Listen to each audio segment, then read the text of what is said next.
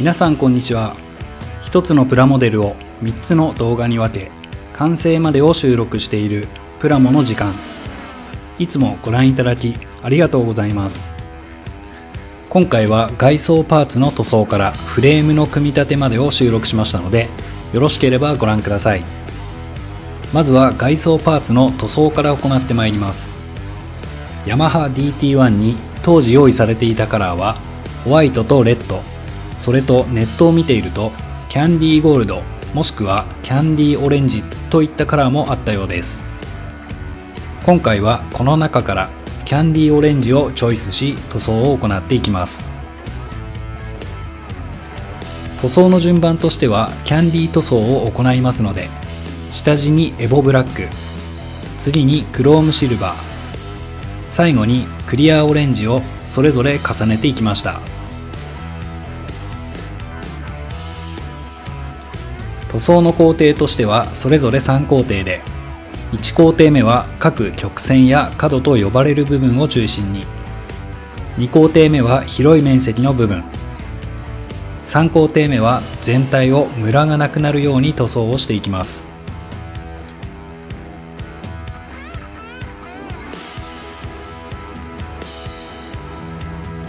次にエアブラシを使用した塗り分けを行います。塗装工程の順番としては、エンジンパーツなどのメタリックパーツの下地としてブラック系、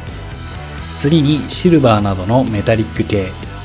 最後にそれ以外のカラーとなります。またメタリック系の塗装工程では素材の違いを演出するため、クランクケースとシリンダーヘッドに、スプロケット部分にはフラットアルミを吹き付け、フロントフォークの一部やタンクなどの下地、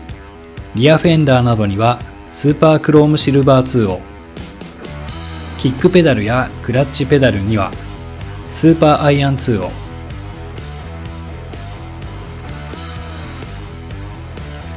クランクケースカバーなどにはスーパーステンレス2を吹き付けました。フレームなどにはピュアブラックを塗装し、クロームブラック的なツヤを出してあります。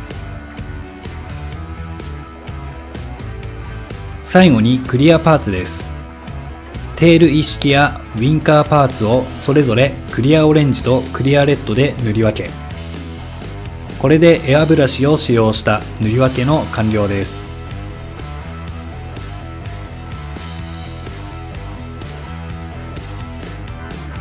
次に今回自身のテーマとして掲げたバイク模型でのホイールのスポーク張り替えです。スポークの張り替えは何パターンかあるのですが、今回はニップルをそのまま利用する方法で張り替えていきたいと思います。まず最初にスポークがモールドされているハブ部分を320番から800番と順に紙やすりで削り込んでいきました。ハブを鳴らしたら 0.3mm のアルミ線をスポークとして使用するので、 0.4mm のピンバイスでスポークの数だけ穴を開けていきます。穴を開けたら片側で18本あるスポークのうち6本のスポークをニッパーでカット。カットした部分をハブ、ニップル部分ともにヤスリで鳴らしておきます。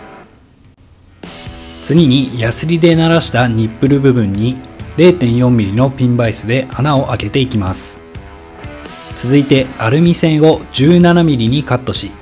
先端部分を L 字になるよう曲げ、この曲げた L 字の方をハブに、まっすぐな方はニップルに接着していきます。これを表裏と順に繰り返したら、リアルクロームセットでブラック、クリア、リアルクロームの順にメッキ塗装をし完成です。やってみた感想としては、ニップルもアルミパイプで再現した方がホイールが歪まないと思ったことでしょうか。今回6本ずつ張り替えましたが、スポークの長さにミリ単位で差が出てしまうのと、ニップル部分に穴を開ける際、途中までしか穴を開けていなく、少しでもアルミ線が長いとハブとスポーク間が歪んでしまい、何度も調整が必要になりました。次回はニップル部分も込みでチャレンジできればと思います。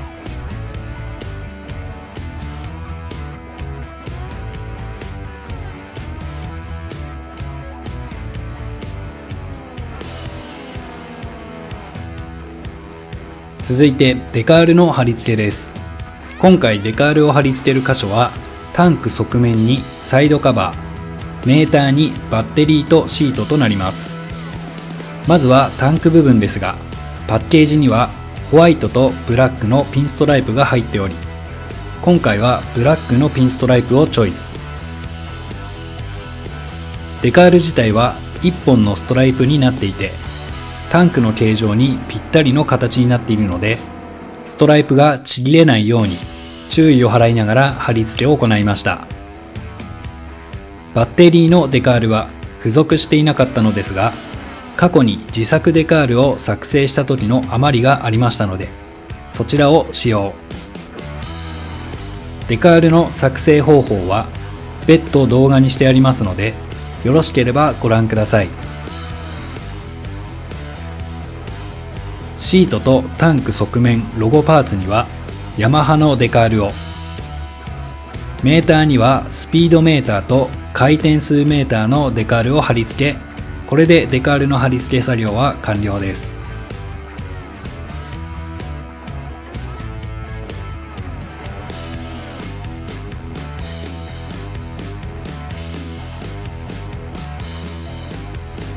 次に筆を使用した塗り分けとなります。あらかじめエアブラシを使用し、塗り分けていたパーツたちに筆を使用し、様々な色を入れ、よりリアルになるよう仕上げていく工程。しっかり実写写真と見比べながら塗り分けを行っていきます。まずチェーン部分ですが、スプロケ部分のフラットアルミを残し、チェーン部分をガンメタで塗装。塗料が乾いたら、チェーンのピンの頭部分を4アーティストマーカーのシルバーで塗装しました。各ゴム類にはフラットブラック、そしてエンジンなどの箇所はそれぞれ指定塗料で塗装した上で、最後に墨入れ塗料でオイル汚れだったりにじみを再現してみましたが、これが大正解。個人的に新品ピカピカの状態ではなく、少し走ったであろう好みのエンジン状態が再現できたかと思います。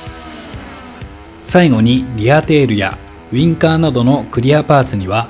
透け防止と発色アップを目的とし、エナメルシルバーを裏面から塗り込みました。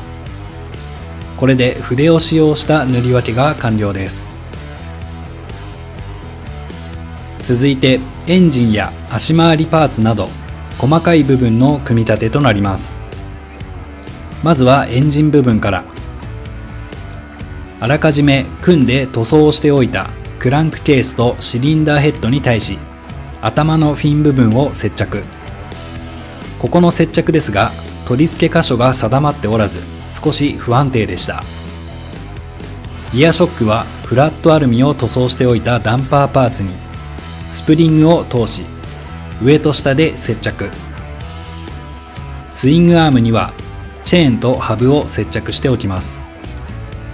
最後にバッテリーですが、ここは少しディティールアップを。蓋部分が再現されていなかったので 0.8mm の穴を開け、0.6mm のインセクトピンをカットしたものを接着。これでエンジンや足回りなど細かいパーツが整いました。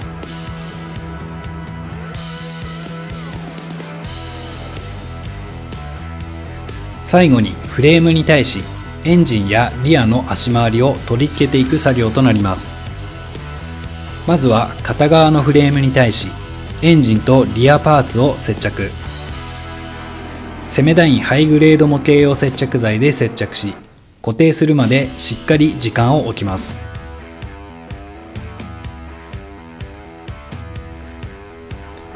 エンジンがしっかり固定できたのを確認し、もう片方のフレームを重ね、こちらもしっかり接着が固定するまで洗濯バサミで挟んでいきます。続いてしっかり固定できたフレームに細かいパーツを取り付けていきます。まずはステーを取り付け、バッテリーとエアクリーナーを接着。次にチェーンカバーとリアショックを取り付け、ホーンなどの補給類を取り付けていきます。